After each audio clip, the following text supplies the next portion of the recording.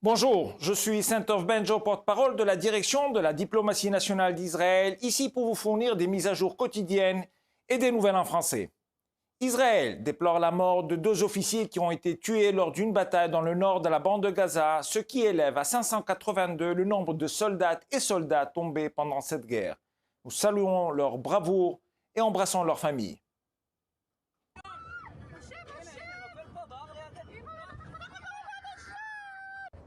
Le Hamas a pris la responsabilité de tirer 40 roquettes et missiles en direction d'Israël depuis le Liban ce matin. Le réseau de défense aérienne de l'armée israélienne a réussi à intercepter un certain nombre de tirs. En représailles, les forces de défense d'Israël ont frappé les sources de tirs au Liban. Hier, le Hezbollah a lancé plus de 100 missiles en direction d'Israël. L'un d'entre eux a touché une base de contrôle aérien. Selon Tzahal, les fonctionnalités du site n'ont pas été endommagées. En retour, les forces de défense d'Israël ont frappé des sites du Hezbollah au Liban en réponse à l'attaque de missiles et à la rafale de 20 roquettes lancées sur la Galilée occidentale. La nuit dernière, Tzahal a bombardé un site de fabrication d'armes du Hezbollah dans la région de Khirbet Shem. Le chef d'état-major de l'armée israélienne, le lieutenant-général Herzi Halevi, avertit que le Hezbollah paierait un prix très élevé pour la poursuite de ses attaques contre le nord d'Israël. Halevi a poursuivi, le Hezbollah a décidé le 7 octobre dans la soirée de se rallier au Hamas. Pour cela, il doit payer un prix très élevé. Halevi déclare que les forces de défense d'Israël prennent les bonnes mesures pour permettre à quelques 80 000 Israéliens déplacés des communautés frontalières du Liban de rentrer chez eux. Il affirme que grâce aux actions de Tzahal, le Hezbollah n'est plus proche de la frontière. L'influence du Hezbollah n'est apparemment pas seulement régionale. Des responsables américains ont déclaré que le Hezbollah, soutenu par l'Iran, arme et soutient les terroristes houthis au Yémen.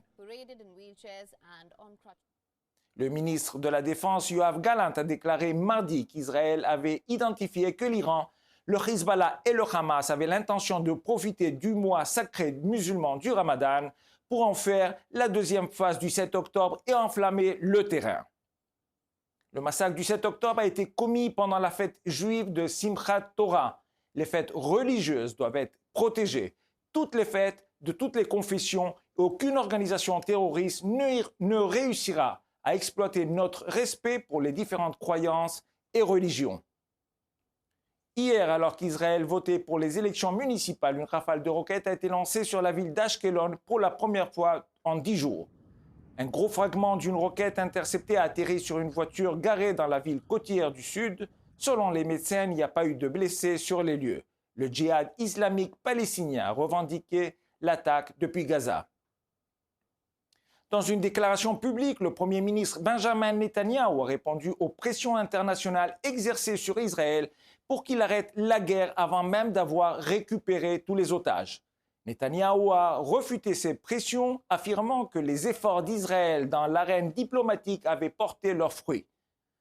Nous avons obtenu des résultats considérables. Un sondage Harvard Caps Harris a été publié qui montre que 82% du public américain soutient Israël, ce qui signifie que 4 citoyens américains sur 5 soutiennent Israël et non pas le Hamas. Cela nous aidera à poursuivre la campagne jusqu'à la victoire totale. Israël poursuivra ses efforts tant diplomatiques que militaires pour libérer les 134 otages du Hamas et protéger ses citoyens de toute menace terroriste. Comme toujours, nous sommes à votre disposition 24 heures sur 24 pour répondre à vos questions aux coordonnées indiquées à l'écran. Merci de votre attention.